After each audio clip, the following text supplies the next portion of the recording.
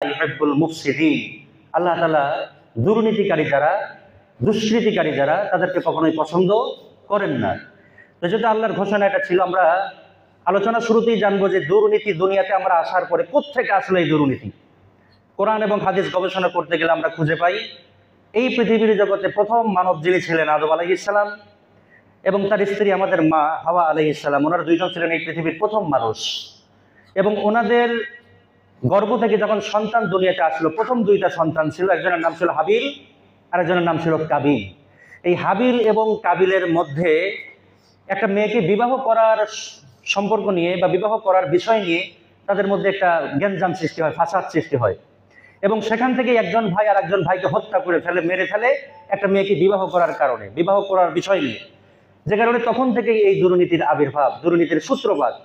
ঠিক ওইখান থেকে শুরু করে আজও পর্যন্ত শুধু বাংলাদেশ নয়, তামাম পৃথিবীর প্রত্যেকটা জায়গায়, প্রত্যেকটা সেক্টরে, প্রত্যেকটা দেশে, প্রতিটা জায়গাতে এই দুর্নীতির আগ্রাসন আমরা দেখতে পাচ্ছি। সামাজিক ব্যাধিতে আজকে রূপ নিয়েছে।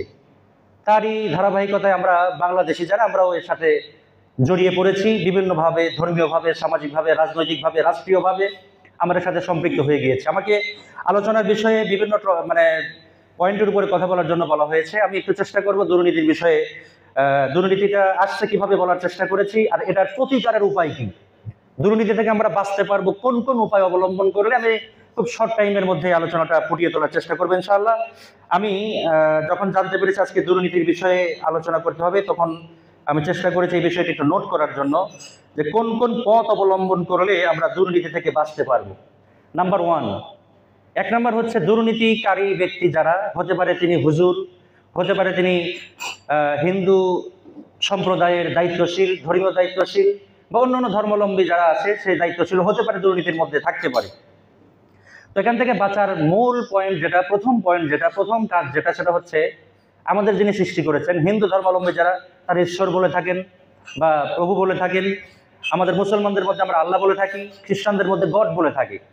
যে কোনো অর্থে আমরা ধরি, সৃষ্টিকর্তা যিনি, প্রভু যিনি, মালিক যিনি, স্রষ্টা যিনি, একমাত্র তার ভয় যদি আমাদের অন্তরে জাগ্রত থাকে সদা সর্বদা, একমাত্র আল্লাহর ভয়।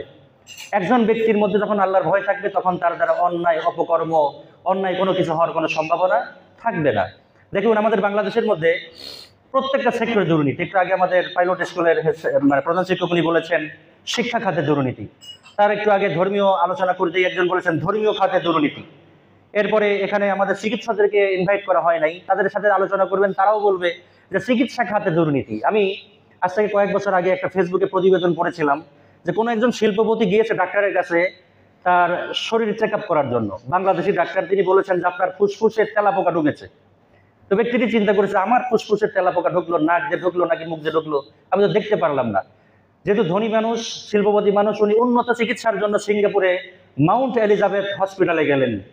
সেখানে উন্নত চিকিৎসা করতে গেলে তারা চিকিৎসা করার পরে, এমআরআই করার পরে খুঁজে পেলেন যে তার ফুসফুসে কোনো তেলাপোকা নাই, বরং বাংলাদেশে যেখানে চিকিৎসা করা হয়েছিল সেই চিকিৎসার মেশিনের মধ্যে ছিল তেলাপোকা। তাহলে এখানে আপনার চিকিৎসা খাতে দুর্নীতি। আপনি শিক্ষা খাতে যাবেন, ছোট্টবেলায় আমরা দেখেছি যে কিছু কিছু বইয়ের মধ্যে কিছু কবিতা শেখানো হয়েছিল, হাট্টিমাটিম টিম, তারা মাঠে পারে ডিম, তাদের খাড়া দুটো শিং, তারা হাট্টিমাটিম টিম। পৃথিবীর ইতিহাসে আমরা জানি আজও পর্যন্ত এমন কোনো প্রাণী খুঁজে পাওয়া যায় নাই যেই প্রাণীর শিং থাকে কিন্তু ডিম পারে, এমন কোনো প্রাণী হতে পারে না। তাহলে আমাদের মূল শিক্ষার মধ্যে ভুল ঢোকানো হয়েছে। তাহলে শিক্ষা খাতে দুর্নীতি, চিকিৎসা খাতে দুর্নীতি। আমাদের দেশের একজন প্রবীণ আলোচক ছিলেন, নাম এই মুহূর্তে আমি নাই বলি।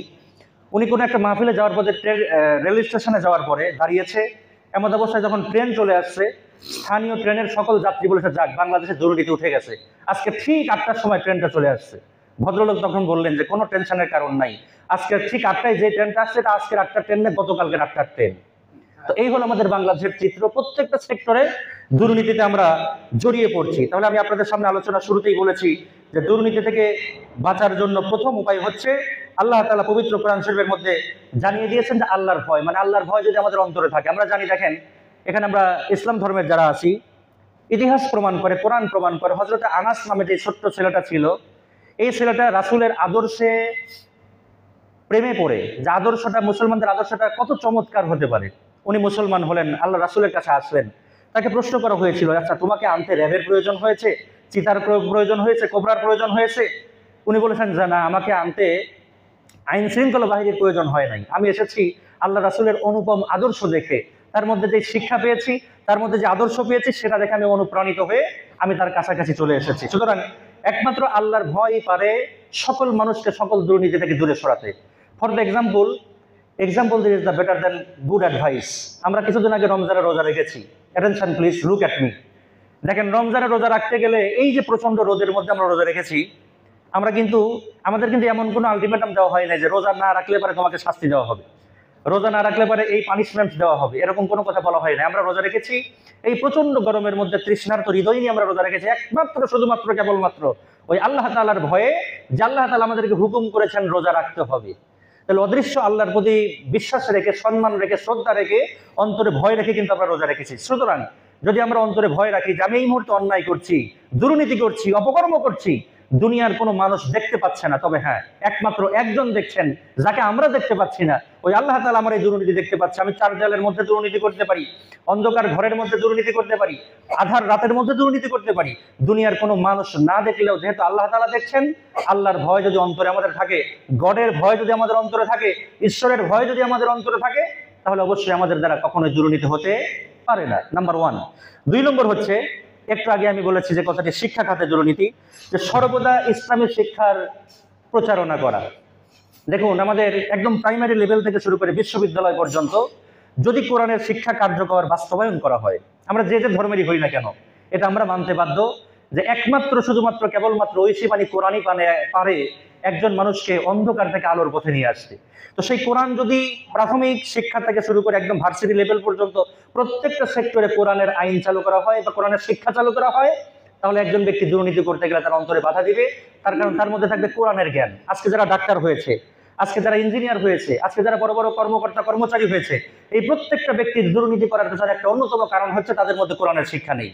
তারা শিখেছে ইংরেজি, তারা শিখেছে ভূগোল, তারা শিখেছে পৌরনীতি, বীজগণিত, অন্যান্য শিক্ষা, কিন্তু তাদের মধ্যে কোরআনের শিক্ষা না থাকার কারণে, ইসলামের মূল্যবোধ না থাকার কারণে আজকে তাদের দ্বারা দুর্নীতি প্রকাশ পাচ্ছে। এই সমস্ত শিক্ষার মধ্যে যদি কিঞ্চিত পরিমাণ ইসলামী শিক্ষা তাদের মধ্যে থাকতো, তাহলে অবশ্যই আমরা দেখতে পারতাম যে তাদের মধ্যে দুর্নীতি স্থান পাচ্ছে না। নাম্বার 3 নম্বর হচ্ছে হালাল এবং হারাম সম্পর্কে আমাদের প্রত্যেকের অবগত থাকা। কোনটা হালাল এবং কোনটা হারাম, এ বিষয়ে যদি আমাদের পরিপূর্ণ জ্ঞান থাকে, আমরা জানি, একটু আগে আমি যেটা বললাম, যে আমাদের দুর্নীতি কেউ না দেখলে আল্লাহ দেখে। আমরা যে যে ধর্মেরই হই, যে যে বর্ণেরই হই, আমাদের দুইটা কাজে দুইজন লেখক আছে যারা আমাদের ভালো এবং মন্দ উভয়টি লিখে থাকেন। কিরামান কাতিবিন ইয়ালামুনা মা তাফআলুন। তো যদি আমরা অন্যায় কাজ করে থাকি সেটাও লিখবে, ভালো কাজ করে থাকলে সেটাও লিখবে। সুতরাং যেহেতু লিখবে, এটা থেকে যদি আমরা শিক্ষা নেই যে না হালাল হারাম আমাদেরকে বেছে চলতে হবে, তাহলে দুর্নীতি আমরা অবশ্যই এ বিষয়ে আমরা লক্ষ্য করতে পারবো যে কমে গেছে ইনশাআল্লাহ। নাম্বার 4 নম্বর হচ্ছে হারাম উপার্জনে নিরুৎসাহিত করা। আমরা জানি যে আমি গত জমাতে, আমার যেখানে জুমার নামাজ পড়ে দাঁড়িয়ে পড়ে আমি গতকালকে আলোচনা করেছি যে হারাম উপার্জন থেকে আমাদেরকে বিরত থাকা। আমার বাড়ির পাশে একজনের 5 তালা হয়েছে, আমি চিন্তা করলাম যে যে কোনো উপায়ে, যে কোনো মূল্যে আমাকে কমপক্ষে 1 তালা করা লাগবে। এখন আমার মধ্যে যদি সেই অর্থনৈতিক সমৃদ্ধি না থাকে, তখন কিন্তু আমি আলটিমেটলি খারাপ পথ বেছে নিতে বাধ্য হবো, যে কোনো মূল্যে আমাকে 1 তালা তো করতেই হবে। তখন আমার দ্বারা খারাপ কাজ অটোমেটিক চলে আসবে। সুতরাং আমাদেরকে হারাম উপার্জনের বিষয়ে নিরুৎসাহিত করতে হবে, হারাম থেকে সেফ থাকতে হবে। নাম্বার 5 নম্বর হচ্ছে পরকালের পুরস্কার ঘোষণা। এই দুনিয়াতে আমরা যারা যে কাজই করি, আমাদের যদি প্ল্যান এরকম থাকে যে দুনিয়াতে আমরা এসেছি, হিন্দু ধর্মের যারা, তারা দেখেন যে মানুষদেরকে পুড়ায় ফেলা হয়, মুসলমান যারা তাদেরকে কবর দেওয়া হয়, এরপরে খ্রিস্টান যারা তাদেরকে মাটির নিচে পুঁতে রাখা হয়। এটা হলো আমাদের ইহকালীন জীবন। এর পরবর্তী যেই কালটা রয়েছে, পরবর্তী সময়টা রয়েছে চিরস্থায়ী সময়, ওই সময়ে এই সময় আমরা কি করেছি সেটার উপর নির্ভর করবে পরকালীন সময়। যদি এই শিক্ষাটা আমাদের অন্তরের মধ্যে থাকে, তাহলে আলটিমেটলি আমাদের দ্বারা খারাপ কাজ, দুর্নীতি, এগুলো আমাদের দূরে সরে যাবে। নাম্বার 6 রাষ্ট্রীয়ভাবে সুদ এবং ঘুষকে নিষিদ্ধ করা। আমরা ওয়াজের মঞ্চে, মসজিদের মেম্বরে, এরপরে শিক্ষকতা যারা করছি, ক্লাসে যদি আমরা এই বিষয়ে আলোচনা করি, সেমিনারে যদি আমরা এই বিষয়ে আলোচনা করি, রাষ্ট্রীয়ভাবে যদি সুদ এবং ঘুষকে নির্ণয় করা না হয়, নির্মূল করা না হয়, নিঃশেষ করা না হয়, তাহলে এই সমাজ থেকে, এই দেশ থেকে, এই রাষ্ট্র থেকে কিন্তু দুর্নীতি প্রতিরোধ করা আমাদের জন্য সটাফ হয়ে যাবে। আজকে এখানে আমরা আলোচনা করছি, হয়তো এই বিষয়ে আমরা আমাদের প্রত্যেকের জায়গা থেকে চেষ্টা করব, কিন্তু পরিপূর্ণভাবে এটা নিঃশেষ করার মতো, শেষ করার মতো কিন্তু আমাদের কোনো সুযোগ থাকবে না যদি না রাষ্ট্রীয়ভাবে সুদ এবং ঘুষকে বন্ধ করা না হয়। নাম্বার 7 নম্বর হচ্ছে অধীনস্থদের প্রতি ইনসাফ করা।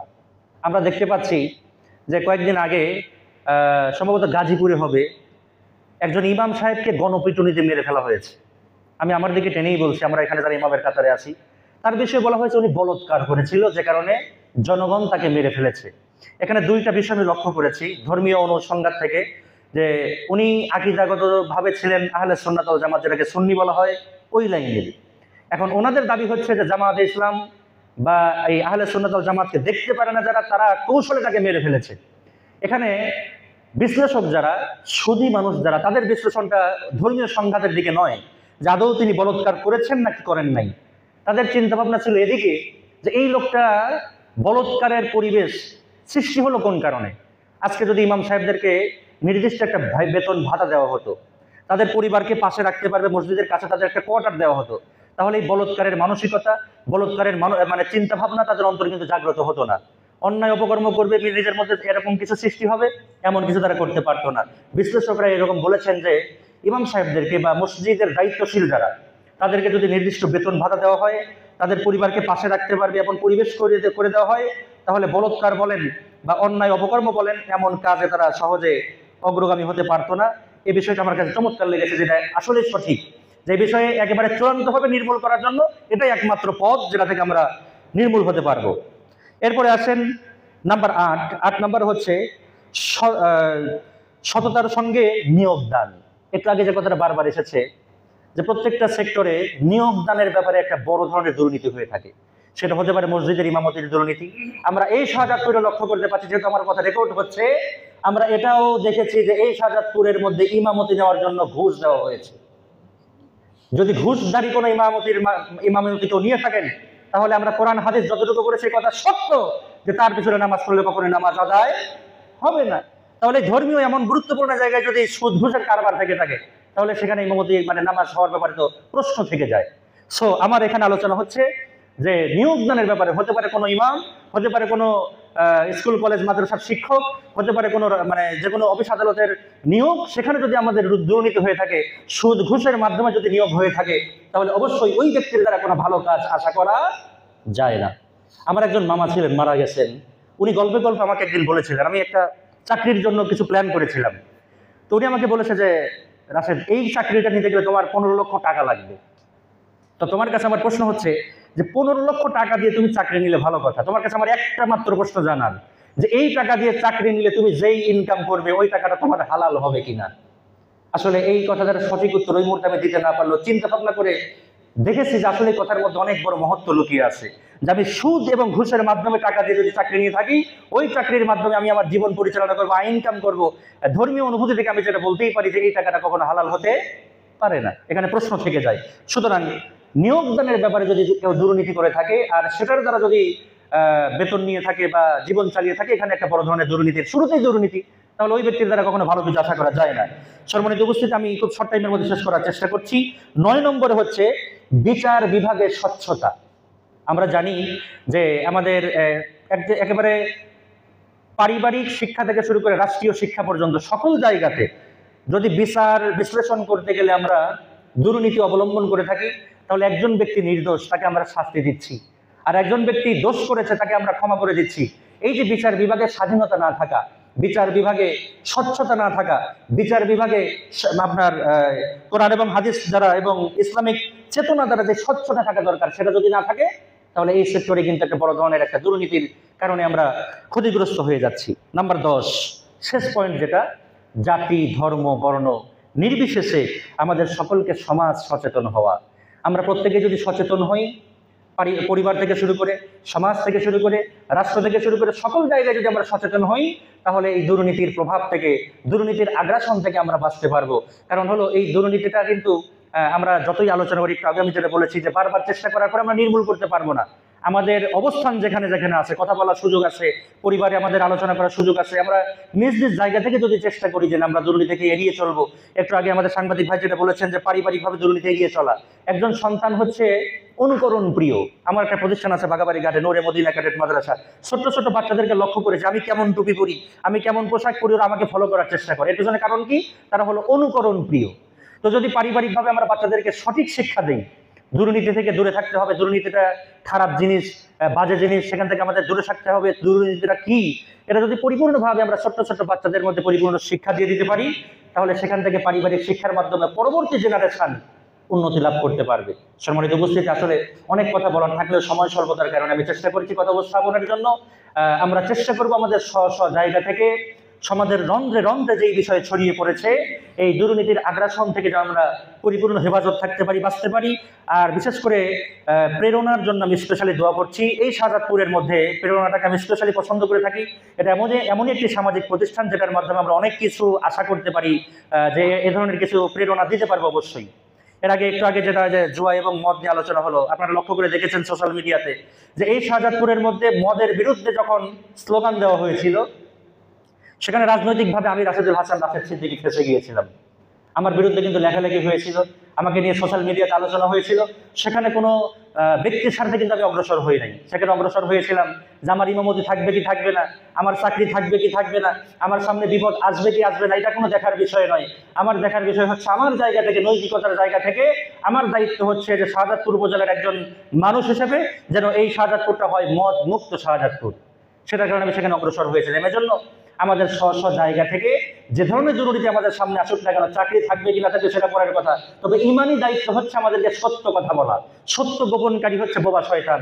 বোবা শয়তানের ভূমিকা থেকে বের হয়ে এসে সমাজ স্বচ্ছতার জন্য, সমাজে সঠিক কাজ হবে এটার জন্য আমাদেরকে তা'মুরুনা বিল মা'রুফ ওয়া তানহাউনা আনিল মুনকার, সৎ কাজের আদেশ দেওয়া আর অন্যায় কাজ দেখলে পরে বাধা দেওয়া, এই কাজের দিকে আমাদেরকে অগ্রসর হতে হবে।